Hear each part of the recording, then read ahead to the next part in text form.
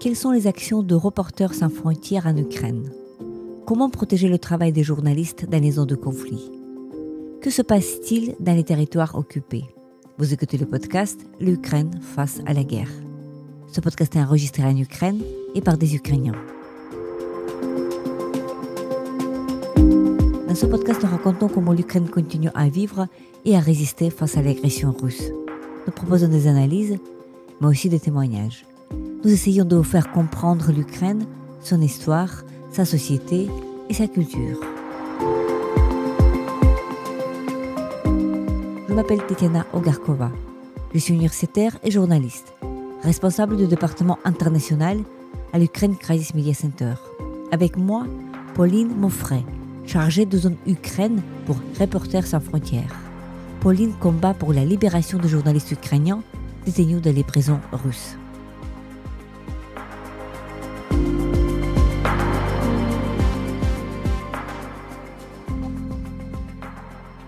Bonjour Pauline, tout d'abord merci beaucoup d'avoir accepté l'interview pour le podcast L'Ukraine face à la guerre.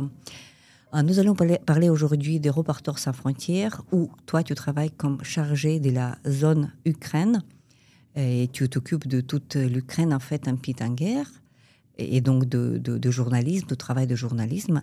Mais peut-être la première question, expliquer à nos auditeurs que fait les Reporters sans frontières aujourd'hui dans le monde globalement et cette organisation qui a été créée évidemment à Paris. Bonjour Tetiana, merci de ton invitation. Donc Reporters sans frontières, c'est une organisation qui fête ses 40 ans cette année, qui est une organisation internationale dont le siège est à Paris mais qui a des bureaux dans quasiment toutes les régions du monde, à Washington, à Londres, à Dakar, Taipei, Tunis, Rio. Qui travaille depuis 40 ans pour défendre la liberté de la presse dans le monde et l'accès à une information fiable, le droit des journalistes à travailler. Ça se matérialise dans des activités très différentes. Alors, il y a bien sûr l'activité que moi je fais côté journalisme, qui est de suivre toutes les exactions commises contre les journalistes dans le monde entier et les médias indépendants, que ce soit des journalistes tués, blessés, kidnappés, arrêtés. Et puis, ça amène à des publications, à des rapports, à du plaidoyer aussi pour améliorer toutes les législations, que ce soit au niveau national, européen et international. Et puis, il y a aussi toute une palette d'activités pour défendre le journalisme indépendant. Donc, ça va de projets pour former les journalistes, par exemple, à la sécurité numérique, à la sécurité physique, pour qu'ils puissent, dans les pays en guerre, on aura le temps d'en reparler pour l'Ukraine, mais avoir accès à du matériel de protection. C'est aussi des activités d'assistance, donc des bourses financières pour les médias qui sont en fort péril économique. Donc c'est des bourses sur un temps réduit, mais ça permet aux médias de continuer leur travail. C'est aussi des bourses pour les journalistes. Les journalistes, par exemple, qui ont besoin de fuir leur pays ou leur région parce que leur vie est en danger, donc ils ont besoin d'aller se relocaliser ailleurs. On peut les soutenir financièrement avec des bourses. Et puis, c'est l'accès à une assistance, un soutien psychologique. C'est un sujet qui est très important pour tous les médias et les journalistes. Une assistance psychologique dans différents pays ou en ligne. Donc voilà, c'est aussi donner cet accès-là. Et puis après, il y a toute une palette d'activités qu'on mène, que ce soit pour lutter contre la propagande. On travaille beaucoup sur les questions de propagande. Et là, cette année, en septembre 2025, on célèbre, si je peux dire ça comme ça, les 1 an d'un projet qu'on a lancé qui s'appelle le Propaganda Monitor, qui suit la propagande russe et ses rouages, comment elle fonctionne. Donc quand je dis qu'on a lancé ce projet, c'est-à-dire que nous, côté journalisme, investigation, nos différents bureaux dans le monde, on a vraiment, depuis 1 an, on suit les questions de propagande russe pour comprendre comment elle fonctionne, que ce soit en Ukraine, que ce soit en Russie, mais aussi dans d'autres régions du monde, pour en faire des articles, pour publier des enquêtes. Et puis pour que les personnes qui diffusent cette propagande soient connues. Bien sûr, on connaît les grands noms, Margarita Simonian en est un, mais il y a aussi des noms qui sont moins connus. Donc c'est montrer comment ça fonctionne, comment la machine de la propagande est financée et qui sont ces relais. Donc voilà, ça c'est une autre de nos activités. Et pour continuer, on a un aspect plaidoyer et qui, comme je l'ai dit, a pour objectif d'améliorer le droit à une information fiable, pour améliorer la défense de la liberté de la presse dans le monde, et puis qui va aussi avec du contentieux, quand, par exemple, en Ukraine, le Kremlin cible et attaque les journalistes, et RSF dépose plainte auprès des juridictions, que ce soit la Cour pénale internationale, le bureau du procureur ukrainien, le bureau du procureur français. Tout notre travail de recherche, d'enquête, parce qu'on a aussi un service d'investigation, de suivi de l'actualité, est utilisé pour du contentieux, pour du plaidoyer, pour soutenir les journalistes via de l'assistance, via des formations, via des projets de soutien aussi à la société civile, parce que RSF soutient des organisations dans d'autres pays, donc des organisations locales qui soutiennent les médias, qui organisent des formations. Donc tout ce qu'on fait est entremêlé. C'est cette idée d'avoir un parapluie le plus large et extensif possible pour couvrir tous les sujets qui relèvent du droit à une information fiable et qui relèvent de protéger la liberté de la presse dans le monde. Dans le monde. Et nous nous retrouvons dans vos bureaux ici à Paris. Et donc, toi, tu es chargée de la zone Ukraine, c'est-à-dire que tu es la seule personne dans l'organisation aujourd'hui qui est responsable, donc qui a cette zone d'expertise et d'influence sur l'Ukraine, et ceci depuis 2023, n'est-ce pas? Pourquoi déjà ce choix de l'Ukraine pour toi? Pourquoi pas l'Ukraine? Pourquoi pas un autre pays? Et évidemment, comme on peut facilement deviner, travailler en Ukraine, travailler dans un pays qui est en guerre de grande échelle, c'est-à-dire avec cet danger tout à fait imminent. Tu voyages beaucoup à Kiev, Lviv et autres villes, donc presque la moitié de ton temps tu passes peut-être en Ukraine. Donc pourquoi ce choix et quelle est la spécificité en fait du travail pendant la guerre et quels sont les dangers pendant la guerre? C'est vrai déjà que le fait d'avoir un poste spécifique pour l'Ukraine chez RSF, c'est quelque chose d'unique. Donc, c'est un poste qui a été créé en 2022, après le début de l'invasion à grande échelle de l'Ukraine par la Russie. Nous, on est 2 à travailler sur la zone étendue, c'est-à-dire la zone Europe de l'Est, Asie centrale, avec un poste, donc le mien, qui est spécifique sur l'Ukraine. Et ça, pour RSF, c'est vraiment unique d'avoir une personne qui se concentre sur un pays et ce qui montre l'intérêt porté par l'organisation pour défendre la liberté de la presse en Ukraine. C'est la défense de la liberté de la presse en Ukraine, ça fait partie des campagnes prioritaires de RSF. On a des campagnes prioritaires. L'Ukraine en est une, du coup, depuis 2022.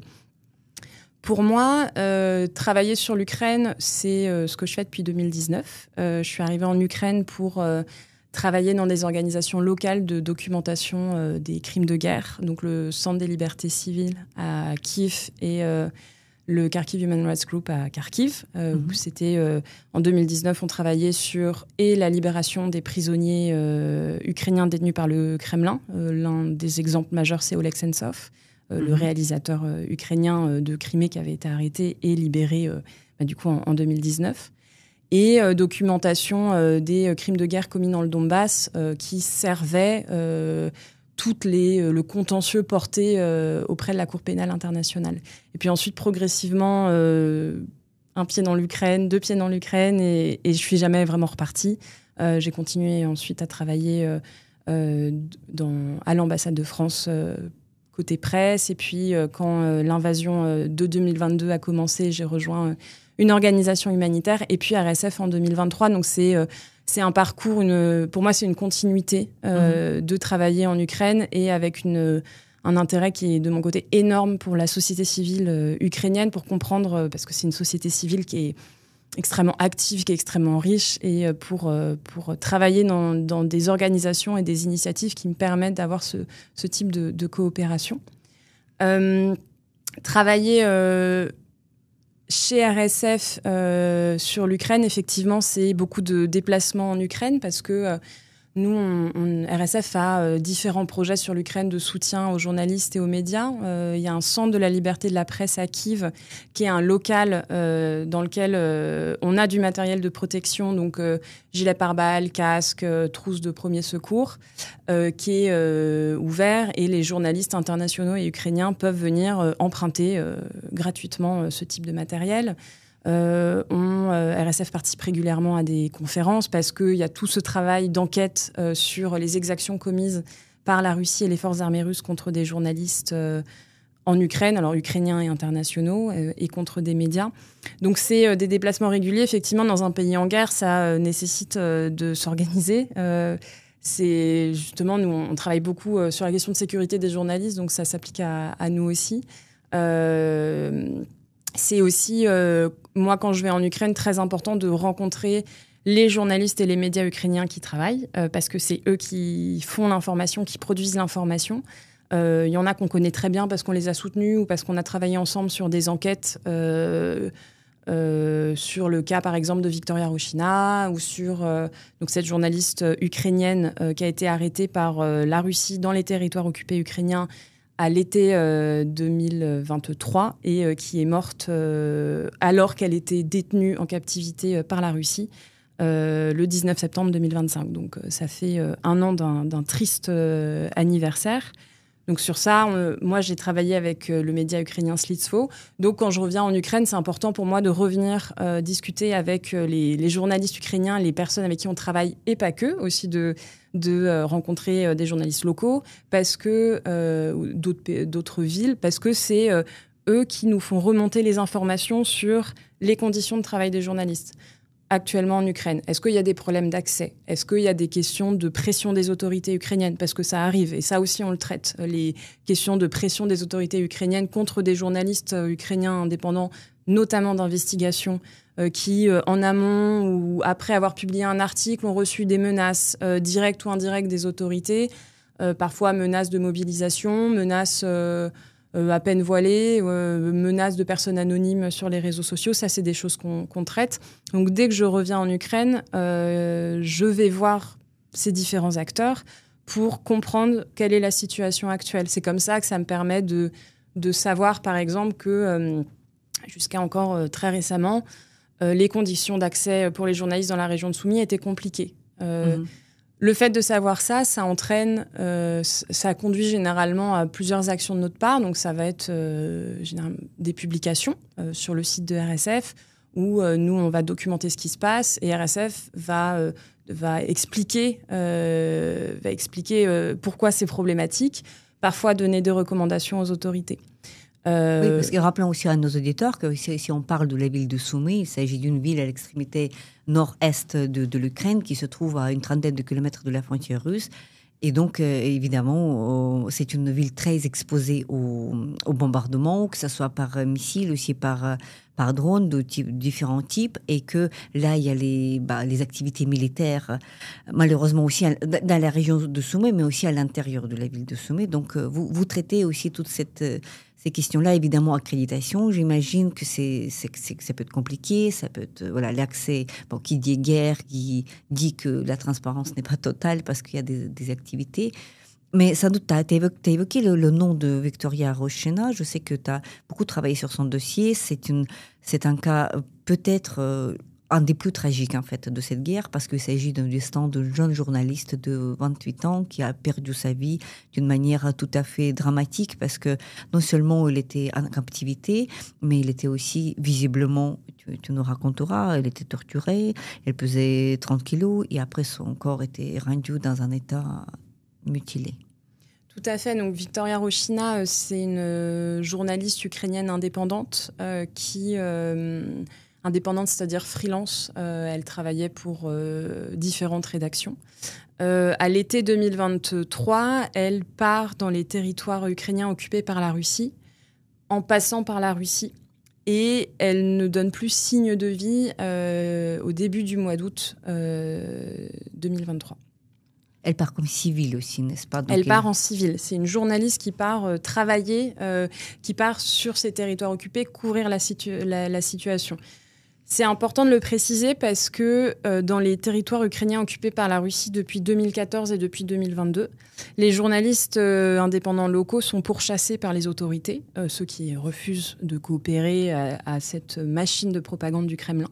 Ils sont pourchassés, ils sont arrêtés, ils sont emprisonnés. Il y a actuellement, au mois de septembre 2025, il y a toujours 26 journalistes ukrainiens qui sont détenus par la Russie, que ce soit dans les territoires occupés ou sur le territoire russe. Ils sont envoyés à des milliers de kilomètres de leur région natale, bien sûr rendant les visites des familles, des avocats très compliquées, voire impossibles.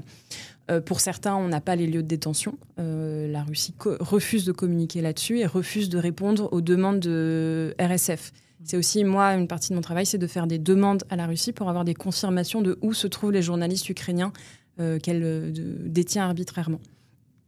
Et dans les territoires occupés, la seule information qui continue à exister, c'est celle du Kremlin, qui forme des soi-disant nouveaux journalistes qui sont extrêmement jeunes, donc qui ouvrent des nouvelles écoles en ligne, sur place de quelques mois, qui s'accaparent les locaux de médias qui étaient sur place, donc le matériel, etc. Et puis qui développe sa propre machine de propagande, son propre réseau de médias. Alexandre Malkevitch, qui est un entrepreneur russe, qui, dès 2022, développe toute une myriade de médias dans les régions occupées dans le sud-est de l'Ukraine, en est un exemple. Donc, c'est très compliqué d'avoir des informations sur ce qui se passe dans les territoires occupés par la Russie. Donc Victoria Rochina, quand elle part couvrir la situation là-bas, elle part sachant qu'il y a très peu de choses qui sortent. Aussi parce que les gens ont très peur de parler, parce que ça entraîne des arrestations. Et pour compléter là-dessus, les journalistes ukrainiens qui sont arrêtés et jugés par le Kremlin, c'est très souvent pour terrorisme, sabotage, espionnage, c'est souvent les mêmes raisons invoquées par la justice russe. C'est des dizaines d'années de prison. Il y a généralement... on assiste à des condamnations de 15 ans, 16 ans, 18 ans contre ces journalistes ou ces professionnels de l'information ukrainiens.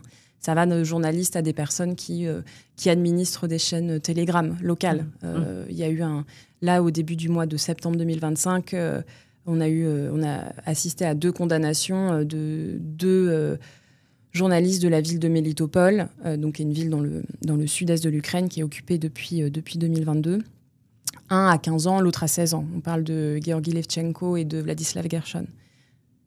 Il y en a un et les 2 travaillaient sur des chaînes Telegram différentes, locales, qui produisaient de l'information. Donc c'est pour montrer en fait à quel point la machine du Kremlin, elle est systématique dans sa répression contre les journalistes indépendants locaux. Et la plupart ont été contraints de fuir pour continuer leur travail et travaillent à distance, toujours en essayant de couvrir ces régions. Donc Victoria Rochina, on perd sa trace au mois d'août 2023. L'alerte est donnée à l'automne, disant qu'effectivement elle a disparu, on ne sait pas où elle est. Et la Russie reconnaît la détenir au printemps 2024. Donc il s'est déjà passé plusieurs mois dans lesquels on ne sait pas où elle est, on ne sait pas ce qui s'est passé, et la Russie ne dit rien. Le 19 septembre 2025, septembre 2024, la Russie envoie une lettre à sa famille en Ukraine libre, que la famille reçoit quelques semaines plus tard, au mois d'octobre 2024, disant que c'est une lettre laconique, c'est 3 lignes, disant que Victoria Rochina est morte et que le 19 septembre 2024 et que son corps sera bientôt rendu. Son corps est rendu en mois de février dans un état abominable, c'est-à-dire qu'elle est rendue mutilée de plusieurs organes. Son corps est rendu anonymisé. Il faut quand même un certain moment pour identifier que c'est elle. Les tests ADN. Voilà, il y a des tests ADN qui identifient que c'est elle. Et nous, RSF, quand on apprend la mort de Victoria Rochina, c'est-à-dire en octobre 2024, moi, je me rends en Ukraine quelques jours plus tard et je commence à m'interroger un petit peu sur ce qui se passe, à contacter certains de ses anciens collègues, des personnes qui la connaissent, qui ont travaillé avec elle. Et à ce moment-là, on se rend compte qu'on n'est pas les seuls à vouloir savoir ce qui s'est passé pour Victoria Rochina. Pourquoi ? Parce que c'est un cas qui est tragique. C'est une journaliste ukrainienne qui est morte alors qu'elle était détenue par la Russie, en captivité, sur lequel la Russie ne dit rien. Et à ce jour, n'a toujours rien dit. Et la communauté journalistique ukrainienne est une communauté qui est très forte, qui est très riche, avec des médias d'investigation qui sont extrêmement professionnels.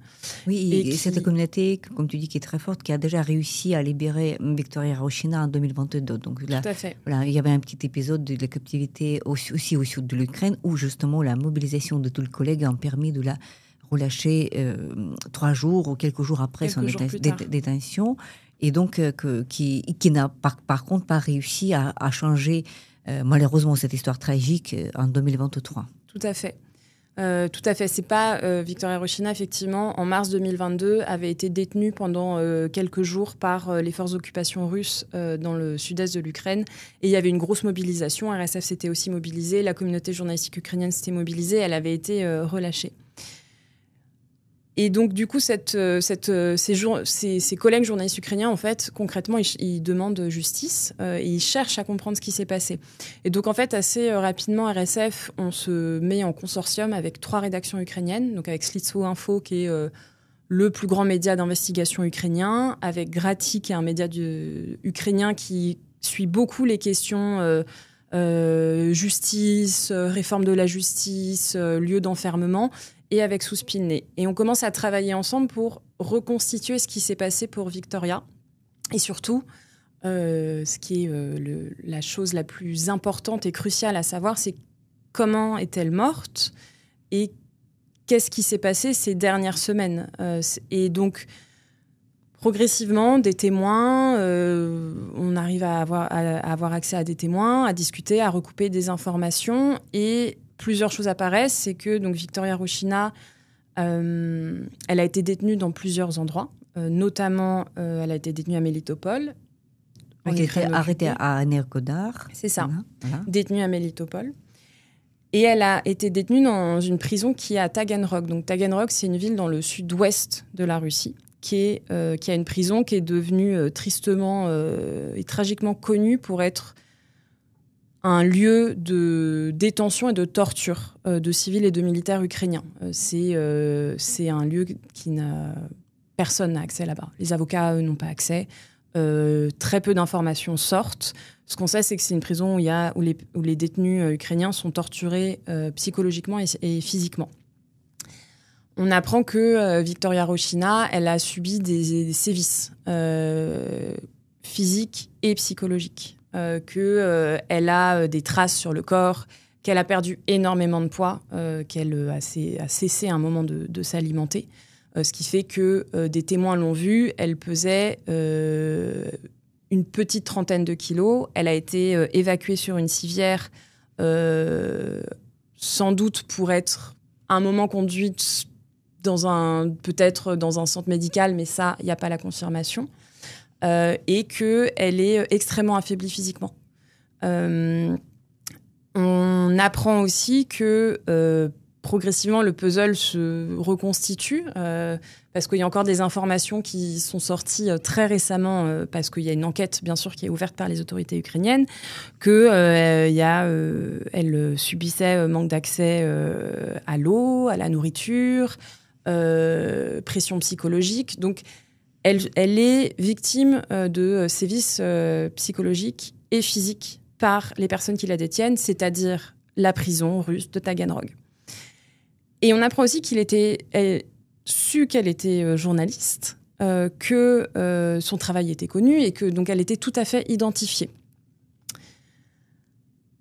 Les derniers témoins qui l'ont vue vivante, à notre connaissance, l'ont vue le 8 septembre 2024.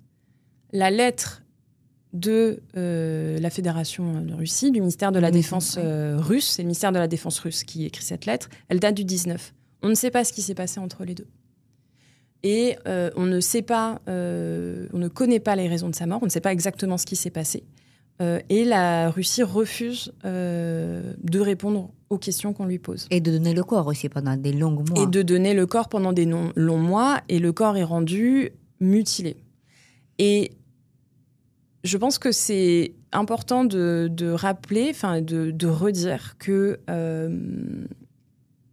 tant que toutes les questions n'auront pas de réponse, nous, on continuera notre travail et que la communauté journalistique ukrainienne continuera son travail. Et cet été, Victoria Roshina a été enterrée. Il y a eu des funérailles organisées à Kiev au mois d'août.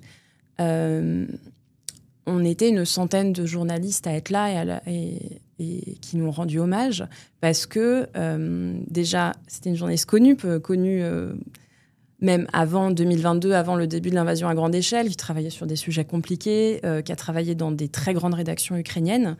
Et puis, c'est un cas qui est absolument tragique, mais qui doit être connu, d'une journaliste ukrainienne qui a voulu montrer ce qui se passait en territoire occupé, qui a été arrêtée par les forces d'occupation russes, détenue, torturée, et la Russie ne s'est jamais expliquée sur quoi que ce soit. Voilà, il y a ce film qui existe sur YouTube, rappelons à nos auditeurs, qui est le film qui s'appelle La dernière mission de Vika. C'est un film coproduit par plusieurs rédactions, comme tu viens de dire. Là, on apprend beaucoup de choses dans ce film et on peut évidemment mettre en place les sous-titres en français et en anglais pour comprendre ce qui dit, par exemple, par la femme qui avait partagé la chambre de détention avec Victoria durant quelque temps à Taganrog, on peut imaginer tout cela.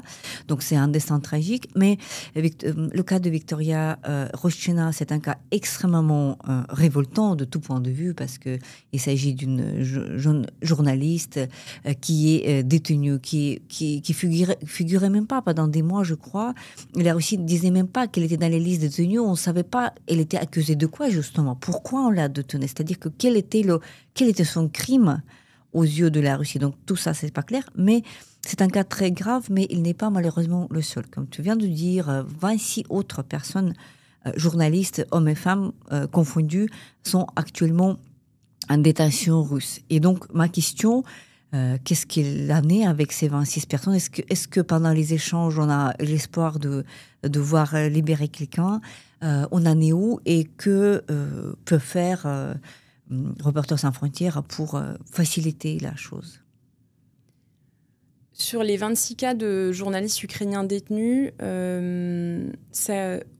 on arrive à savoir à peu près où sont la plupart, parfois avec des informations qui ont plusieurs mois, parce que c'est très long d'avoir des confirmations, que certains ont été jugés dans un procès, donc on arrive à les suivre un petit peu plus. Pour d'autres, ils sont détenus au secret, c'est-à-dire, et c'était le cas de Victoria Roshina, effectivement, c'est-à-dire que détenus au secret, on ne sait pas où ils sont détenus exactement, la Russie ne communique pas sur leur lieu de détention, et effectivement, on ne dit pas pourquoi ils sont détenus.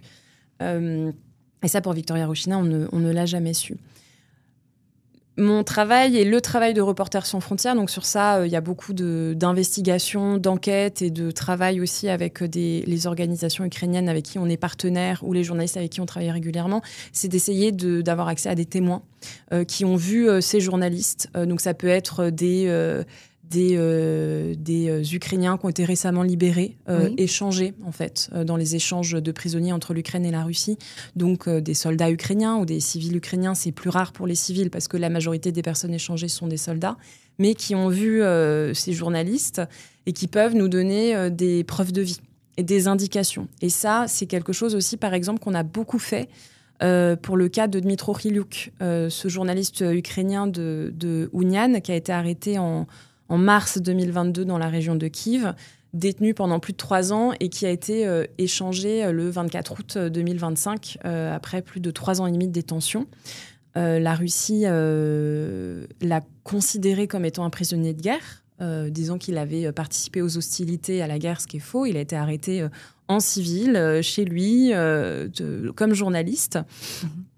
Et le travail de RSF, qui est un travail qui est long et qui est fastidieux, de trouver des témoins, de pouvoir avoir accès, de discuter avec eux, plusieurs fois a permis de donner des preuves de vie. Donc Dmytro Hryliuk, pendant une partie de sa détention à la fin, la deuxième partie de sa détention, il était détenu à Pakino, en Russie. Et donc, plusieurs fois, RSF a eu accès à des témoins, donc c'est-à-dire des soldats ukrainiens qui avaient été détenus là-bas et qui ensuite ont été échangés, qui ont pu donner des preuves de vie. Et pas seulement, qui ont aussi pu donner une mise à jour sur sa situation, c'est-à-dire comment il était physiquement, comment il allait, qu'est-ce qui se passait, etc. Et ça, c'est des informations qui sont extrêmement précieuses.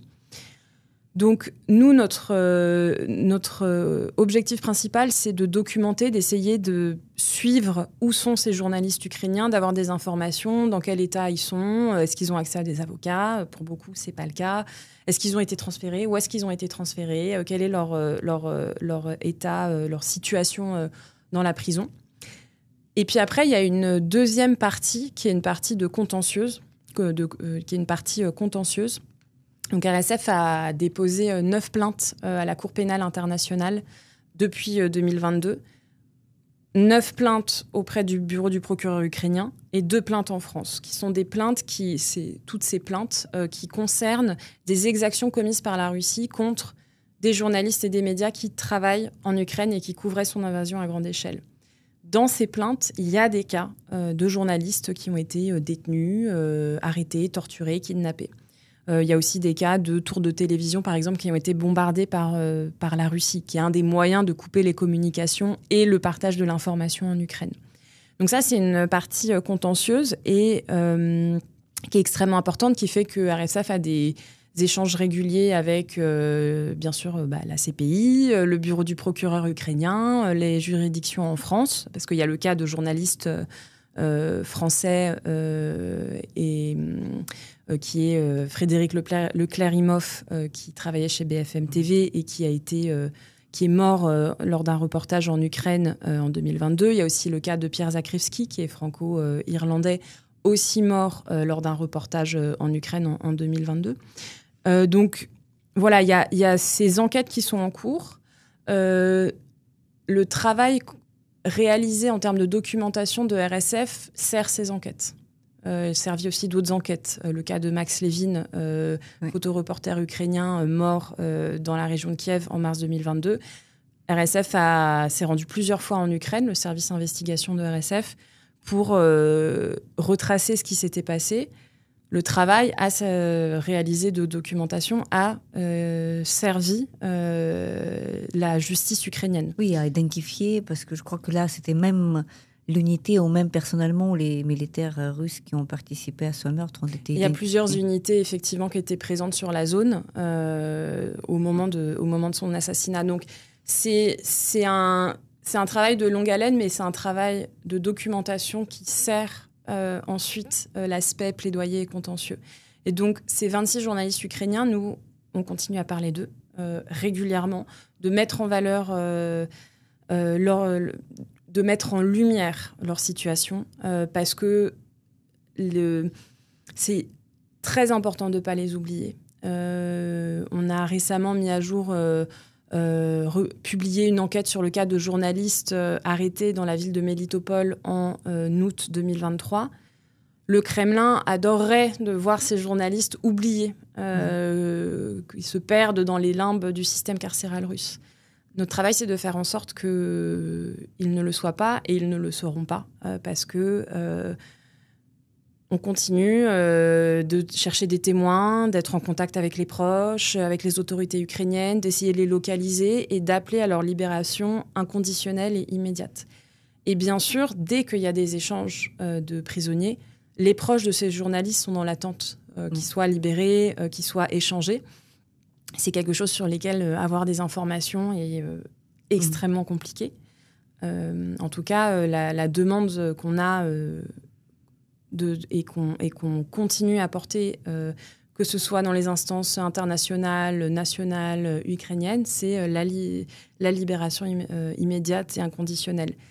Et, une nouvelle fois, la Russie ne coopère pas. ne donne aucune information sur ces journalistes. C'est ce que je voulais savoir, justement, parce que Reporters sans frontières, c'est une organisation qui est présente dans le monde entier, d'une manière ou d'une autre. Et donc, évidemment, dans les cas comme ça, détention des journalistes, etc., on pourrait compter sur une espèce de source d'information ou autre chose de la société russe qui serait là. Qui sont vos interlocuteurs en Russie, ou bien il y en a personne pour aider dans ce travail, pour détecter. Donc, parce que la source d'information que les soldats ou les civils ukrainiens échangeaient, c'est une chose, mais est-ce qu'on peut avoir de l'information qui provenait de la Russie ou pas? Très compliqué. Déjà, RSF a été nommée organisation indésirable en Russie cet été, donc au mois d'août 2025. Qui fait que notre travail est très compliqué. Il n'y a pas de présence RSF en Russie, pas du tout. Mais à l'époque, il y en avait. Donc non, il n'y en a pas du tout. C'est avoir des informations qui viennent de Russie, c'est un travail qui est extrêmement compliqué. Les autorités ne répondent pas. Les journalistes et médias indépendants sont partis. Les sources d'information sont fermées comme dans les territoires occupés, c'est-à-dire que c'est très compliqué d'avoir des sources d'information. Et c'est très compliqué de recouper les informations entre ce qui se dit, une fois, est-ce que ça s'est répété, est-ce qu'on arrive à le confirmer ou pas. C'est pour ça que l'enquête sur Victoria Rochina, trouver des témoins, pas que côté ukrainien, a été et est extrêmement long et compliqué et dangereux pour ces personnes. Donc nous, c'est une anonymisation immédiate parce que c'est des personnes qui, si elles ne sont pas anonymisées, sont en danger. Mais ça prend des mois. Ça prend des mois de créer ne serait-ce qu'un infime contact. Et c'est pour ça que les enquêtes sur les journalistes ukrainiens détenus par la Russie sont des enquêtes longues en termes de temps et parfois qui peuvent créer de la frustration en termes de réponses qu'on a, d'informations qu'on reçoit. Mais dans tous les cas, il faut continuer parce qu'en fait, un jour, on peut recevoir une information, une confirmation, un message, un témoignage qui expliquera ce qui s'est passé pour Victoria Rochina, qui donnera une indication sur où est la journaliste ukrainienne Anastasia Khloukovska. On ne sait pas où elle est détenue. C'est pour ça qu'en fait, c'est très important de continuer de visibiliser ces personnes, ces journalistes détenus, et de continuer à chercher où elles sont. Où elles sont et essayer de créer une espèce de pression tôt ou tard, peut-être pas dans les médias, mais dans l'avenir, créer de la pression pour libérer.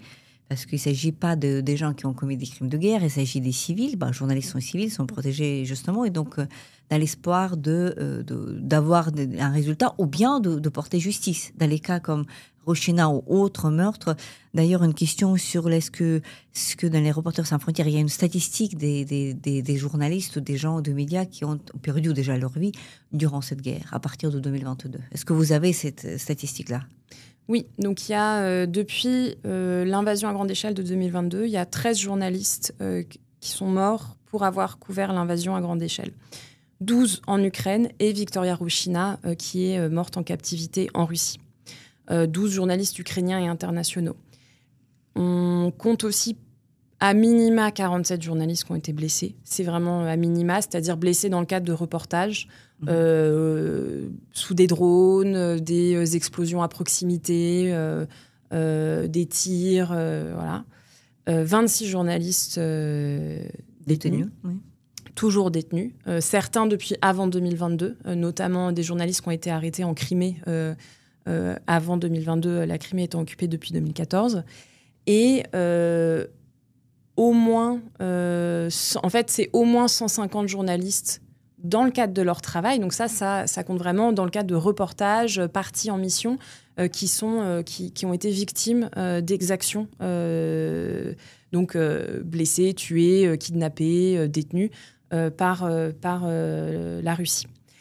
Et en plus de ça, une vingtaine de bombardements contre des tours de télévision. Donc ça, c'est des bombardements qui ensuite entraînent une coupure de cette tour de télévision, c'est-à-dire que pendant un certain temps, parfois plusieurs jours, parfois plusieurs semaines, la tour de télévision ne fonctionne plus, donc l'information n'est plus transmise. Les télévisions locales ou régionales ou nationales peuvent être coupées. Donc ça, c'est aussi quelque chose qu'on suit et qu'on a mis dans les plaintes parce que c'est une attaque contre le droit à l'information. Et parfois, on suit des sujets très, très spécifiques, des attaques très spécifiques. RSF a travaillé en 2024-2025 sur un rapport en coopération avec une organisation ukrainienne qui s'appelle True Sounds, qui enquête, documente les crimes de guerre. Ce rapport documentait spécifiquement les attaques de la Russie contre des hôtels en Ukraine, des hôtels principalement dans le nord, est et sud du pays. Des hôtels qui sont utilisés par des journalistes, pas que, par aussi des diplomates, des représentants d'organisations internationales, mais beaucoup par des journalistes. Pourquoi ? Parce que c'est des hôtels qui sont à Kharkiv, à Kramatorsk, qui sont proches des zones du front. Et donc, pour les journalistes, c'est un lieu dans lequel ils vont vivre, mais c'est aussi un lieu dans lequel ils vont travailler pour écrire leurs reportages, pour faire leur montage de la journée, et dans lequel ils vont aller en mission quelques jours. C'est des lieux civils, utilisés par des civils. Et qui étaient ciblés d'une manière délibérée par les frappes. Tout à fait. Donc, on a documenté les attaques contre ces hôtels, contre 25 hôtels. Sur 24 cas, c'est des hôtels qui étaient utilisés uniquement par les civils. Un cas d'hôtel utilisé par l'armée ukrainienne. Sinon, c'était que des hôtels, donc des cibles civiles. Et ça a entraîné des journalistes blessés, mais ça a aussi tué un représentant de l'équipe de Reuters, qui s'appelle Ryan Evans, qui était le chargé de sécurité de l'équipe et qui est mort lors du bombardement de son hôtel à Kramatorsk le 24 août 2024. Oui. Il était avec une équipe de Reuters. Il y a eu 2 journalistes blessés et lui est mort dans cette frappe. Cet hôtel à Kramatorsk, l'hôtel Saphir, c'est un exemple qui est très spécifique parce que c'est un hôtel qui était utilisé exclusivement par la presse ukrainienne ou internationale depuis l'invasion de 2022. C'est plus des hôtels qui étaient utilisés comme des hôtels de tourisme. C'était des hôtels, que ce soit celui-là et les autres, c'est des hôtels soit de transit pour des civils, soit des hôtels qui étaient utilisés par la presse. Mais encore une fois, le journaliste est un civil. Et ce qu'on a observé dans cette enquête qu'on a menée avec True Sounds, c'est que la propagande russe, la propagande du Kremlin a toujours justifié systématiquement les attaques contre des hôtels, en disant que c'était des hôtels utilisés par des mercenaires. Par des instructeurs de l'OTAN. Tout à fait, par des membres de la Légion étrangère, par l'armée, que les journalistes n'étaient pas vraiment des journalistes.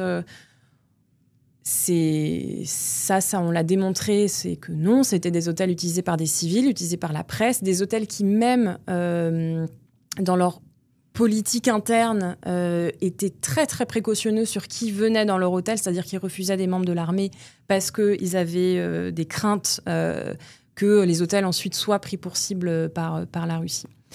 Dans le cas de cette attaque à Kramatorsk, pendant laquelle est décédé Ryan Evans, la propagande russe, c'est-à-dire, ça peut être parfois la propagande au très haut niveau de l'État, et parfois c'est des chaînes Telegram qui sont en fait pro-Kremlin ou pilotées par le Kremlin, avait quelques mois avant cette frappe dit que cet hôtel à Kramatorsk logeait des mercenaires et des journalistes qui venaient accompagner l'armée ukrainienne pour ensuite faire des reportages qui seraient en faveur de donner plus d'armes à l'Ukraine.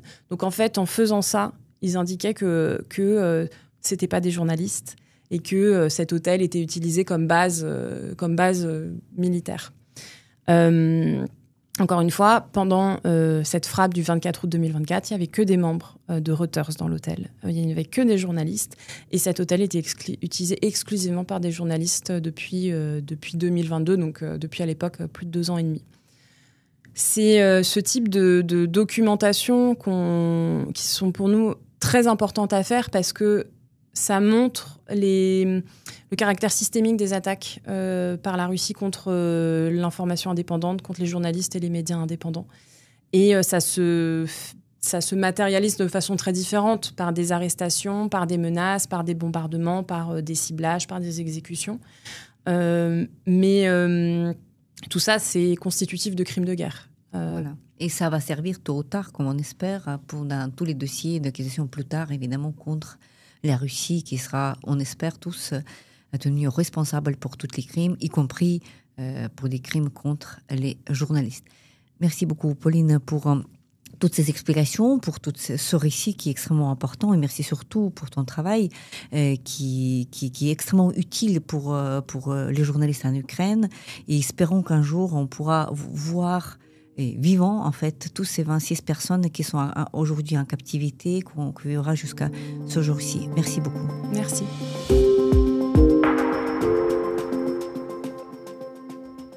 C'était le podcast L'Ukraine face à la guerre. N'hésitez pas à partager cette émission.